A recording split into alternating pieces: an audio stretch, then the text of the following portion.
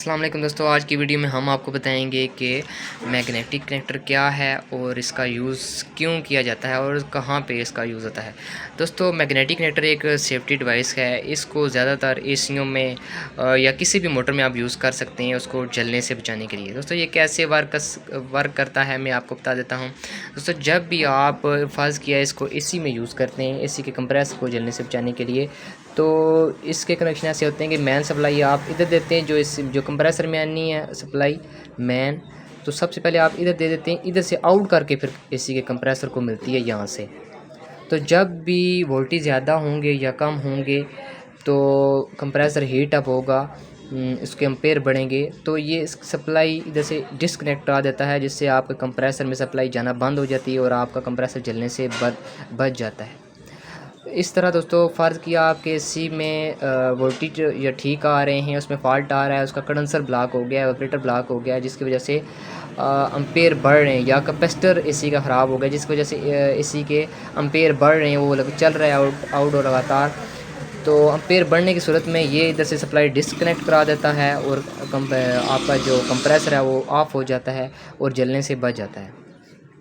तो जब तक दोस्तों एम्पेयर बराबर नहीं होते, कंप्रेसर के वोल्टेज ज़्यादा आते रहते हैं या बहुत कम आते रहते हैं, जिसकी वजह से आपके कंप्रेसर जल सकता है, कि कोई भी ऐसी वजह जिससे कंप्रेसर जल सकता है, आपका एम्पेयर बढ़ते हैं, तो ये इधर से सप्लाई डिस्कनेक्ट आता रहता है और आपका कंप्रेसर ऑन नहीं होता और बच जाता है जलने से।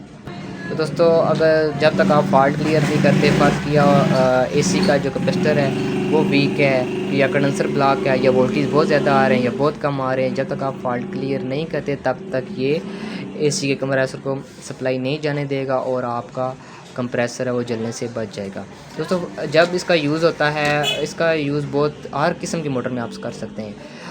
फ़र्ज़ किया आप पानी की मोटर के लिए इसका यूज़ कर रहे हैं, घर में जो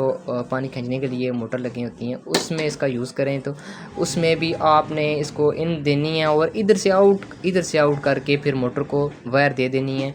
जिससे आपके मोटर के जब एम्पेयर बढ़ेंगे वोल्टेज ज़्यादा या लो होने की सूरत में,